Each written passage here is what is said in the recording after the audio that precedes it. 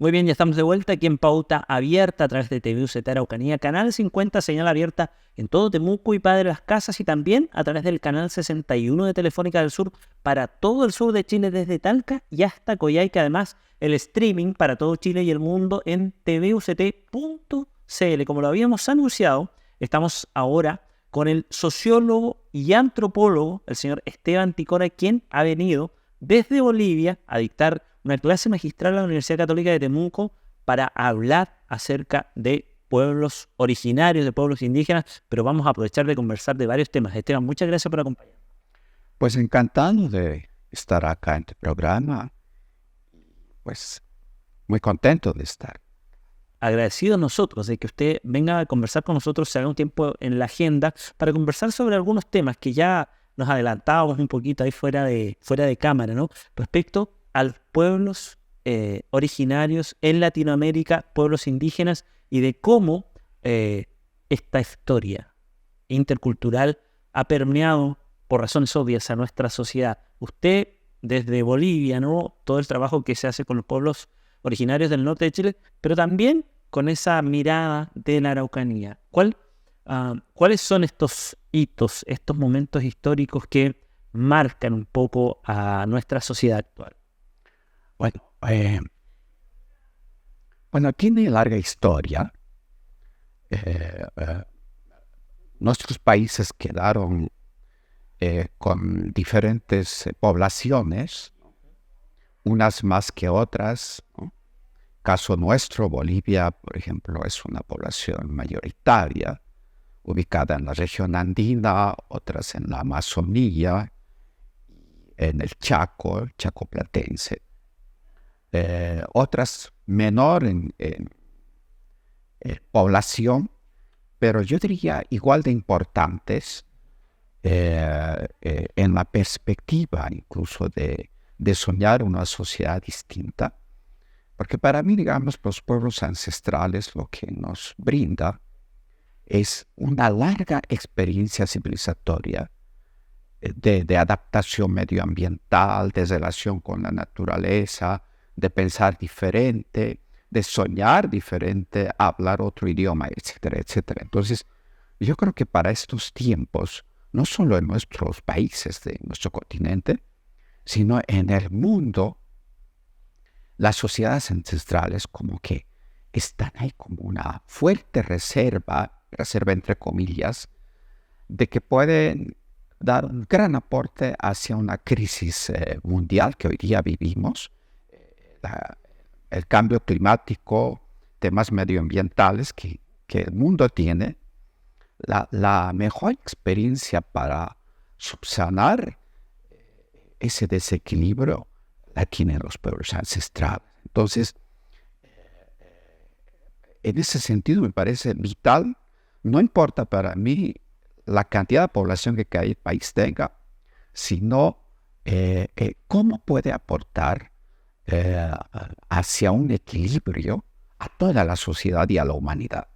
Pasan a ser también una reserva, como usted lo mencionaba, respecto a cultura, que comienza a diluirse con esta mezcla intercultural que hoy día vive también el mundo, ¿no? En esta lógica de las migraciones que se están desarrollando tanto en Europa como en Latinoamérica, mantener estas identidades como pueblo también tiene un valor muy particular. Sí, a veces uno puede pensar que por esta interacción con otros pueblos, culturas, como que se diluiría las identidades.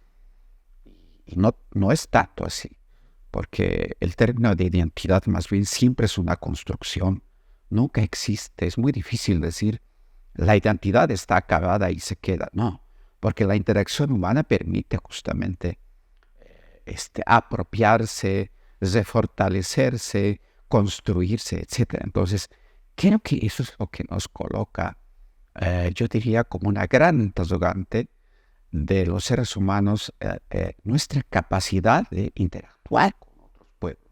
Ajá.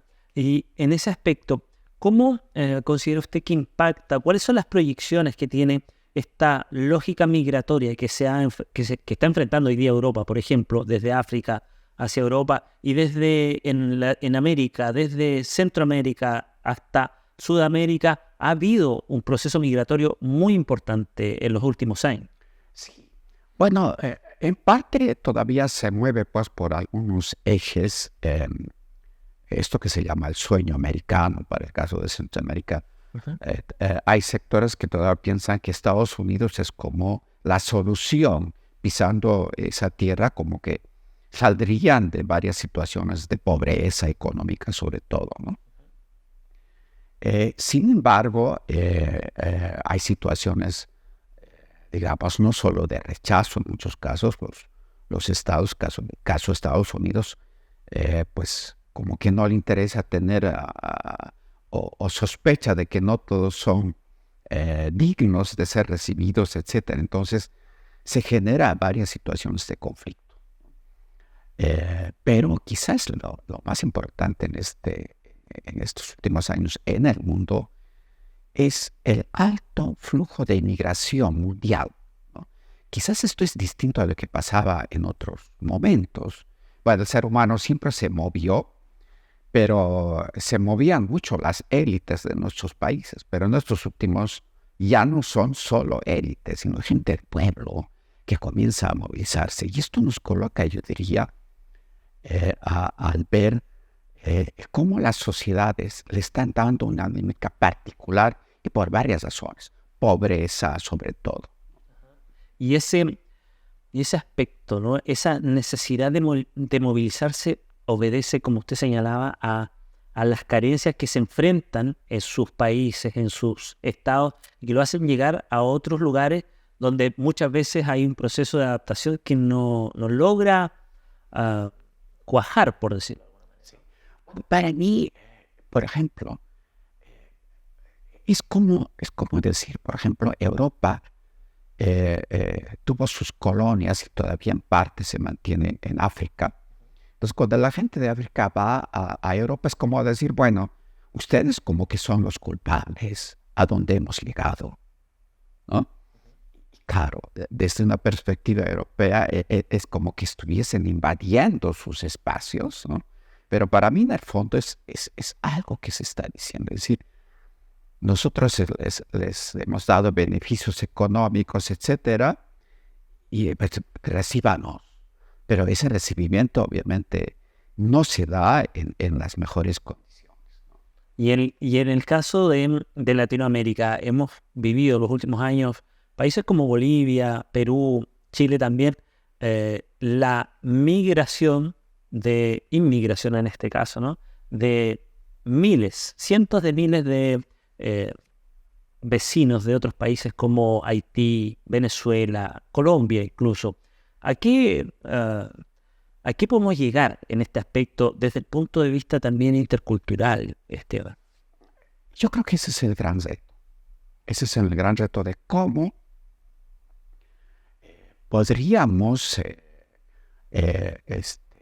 colocar en positivo, porque generalmente a veces el primer momento casi siempre es de rechazo, como salvaguardando los espacios que uno ocupa en la sociedad. Pero uno dice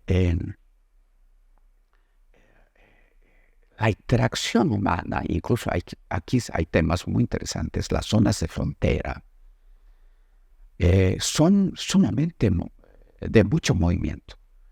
En el caso de ustedes y el caso de esta región, por ejemplo, con Argentina, y sé que en las zonas de frontera interactúan, hay familias de un lado a otro, transicionan, y eso pasa casi todas las zonas de frontera. Entonces, yo creo que la idea a veces de intentar frenar no contribuye mucho. Creo que para mí estos tiempos es para conocernos mejor y para que, sobre todo los pueblos ancestrales, cuánto podrían brindar conocimiento, experiencia para sus países y para la humanidad. Usted mencionaba sobre el valor que tienen los pueblos indígenas a la hora de aportar a sus países, ¿no es cierto?, a sus espacios físicos, territoriales, sí, a las naciones en donde habitan, aunque ellos habitaban desde mucho antes, ¿no es cierto? Pero ¿cómo aportan a su sociedad actual? ¿Cómo se proyecta eso hoy día en el trabajo que usted realiza y cómo visualiza que las sociedades actuales valoran a estos pueblos indígenas? A ver, esta última palabra que tú mencionas, que es, yo diría valorar o devalorar, no siempre es muy inmediata. Lamentablemente, el sistema colonial impuesto, primero en la época colonial y después en los países, lo que se llama el colonialismo interno, pues nos hemos quedado con muchos prejuicios. Pensar que son sociedades como que no útiles para estos tiempos, incluso arcaicos y una serie de denominaciones que existen, ¿no? Sin embargo, yo particularmente cotejo esa experiencia. Hoy en un mundo de absoluta crisis energética, medioambiental, hasta de valores, ¿no? Entonces uno dice, bueno, los pueblos ancestrales tuvieron la gran capacidad de tener, por ejemplo, alimentos. Sin ir lejos, ahí puedo dar un ejemplo de la región andina. La papa, las cantidades de variedades de papa es un producto de estas sociedades andinas, hoy situadas en Bolivia, Perú, Ecuador, parte de Colombia, el norte de Chile y el norte argentino. Entonces la pregunta es que eso, por ejemplo, es la gran contribución a la humanidad. Hay un momento donde la papa llega al mundo europeo y la papa fue capaz de ayudar a las crisis alimentarias que vivía el mundo europeo, llámese Irlanda, Inglaterra, etc. Pero igual podríamos hablar del maíz de Centroamérica. Hay N cantidades de variedades para distinto uso. Eso es producto de una gran civilización. Hoy día el mundo, si uno rastreara, la papa está en el mundo. Ese es el aporte de los pueblos andinos al mundo, a la humanidad. Entonces, bueno, solamente estamos hablando de 2 productos y ahí podríamos entrar en detalle otros, porque cada pueblo tuvo la gran capacidad de adaptar, de cultivarla, de ampliarla, de modificarla incluso genéticamente. Y también con formas de agronomía que fueron propias de los pueblos, por ejemplo, andinos. Absolutamente. Lo que quiero decir en el fondo que este es el otro conocimiento, yo diría el otro lado científico, no porque sean ancestrales no han dejado de hacer ciencia. Entonces, la humanidad, todos tenemos que darnos cuenta de que eso que tenemos en cada país, pues estamos compartiendo. Los pueblos ancestrales han tenido la gran capacidad de compartir sus productos. Y de compartir sus conocimientos también. Absolutamente. Entonces, en perspectiva, obviamente es, si nosotros nos relacionamos e interactuamos, podemos pensar en una sociedad absolutamente intercultural, ¿no? Y ese paso, ese concepto que usted menciona, que conversábamos también al inicio, ¿no?, de la entrevista, la interculturalidad, usted la vive actualmente desde Bolivia, ¿no?, donde desarrolla principalmente su trabajo. ¿Cuál es su mirada de lo que pasa en la región de la Araucanía con un pueblo originario, con el pueblo mapuche que ha vivido este proceso de colonización siempre en una lógica de proteger su territorio? Sí. Bueno, mi mirada obviamente es muy de afuera. Es de lo que escucho, etcétera, ¿no? Lo que yo veo a veces es que siempre he escuchado decirte que es una zona muy conflictiva, incluso en alguna prensa digital oía decir que es una zona roja, etcétera. Y siempre me llamó la atención, tengo dudas de esa situación. Bueno, usted que lo ha vivido ahora que lleva varios días acá en la Araucanía, ha podido apreciarlo en primera persona, que está lejos de lo que dicen los titulares. Por supuesto, tuve la oportunidad de estar el día de ayer en una comunidad mapuche a la que fue gentilmente invitado. Pude conversar un poco y obviamente hay situaciones no resueltas de larga data, yo diría de supuestos entretelones.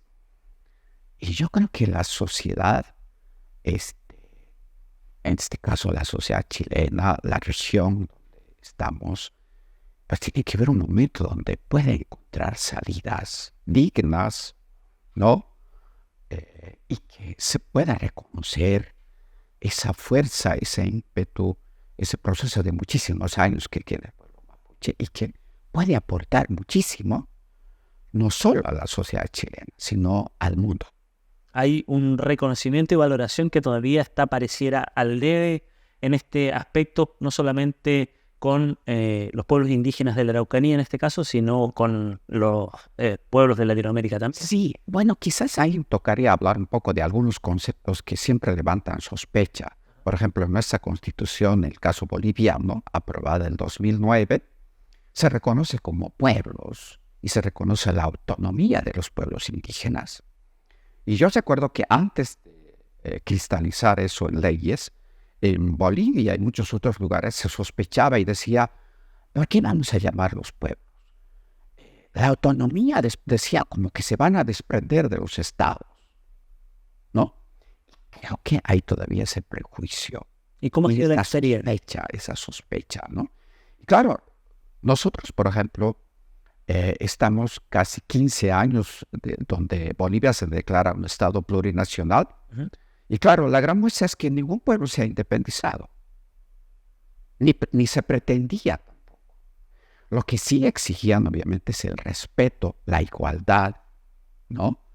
Y que eso sea plenamente reconocido en una línea intercultural, repito, porque quizás acá podemos diferenciar con el multiculturalismo.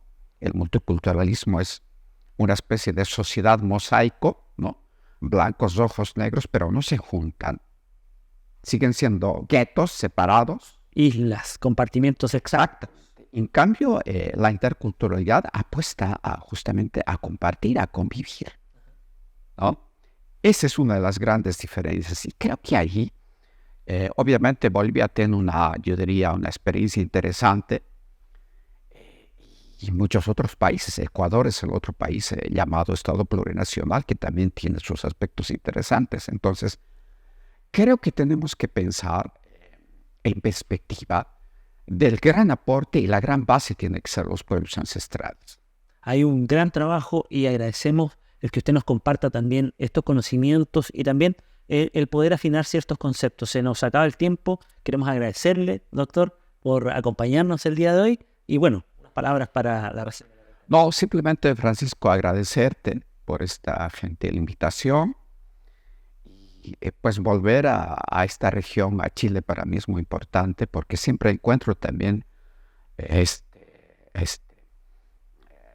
coyunturas que particularmente me interesan y es parte de mi actividad académica de reflexión. Así que muchas gracias. Muchas gracias a usted. Agradecemos entonces al doctor Esteban Ticona Alejo. Él es aymara boliviano, sociólogo y antropólogo, cofundador del taller de Historia Oral Andina, docente de las carreras de Antropología y Arqueología de la Universidad Mayor de San Andrés en La Paz, Bolivia. Hoy día gentilmente estuvo conversando con nosotros, fue invitado por la Cátedra Fray Bartolomé de las Casas de la Universidad Católica de Temuco, así que agradecemos su presencia y nos vamos a un corte comercial. Seguimos aquí en Pauta Abierta.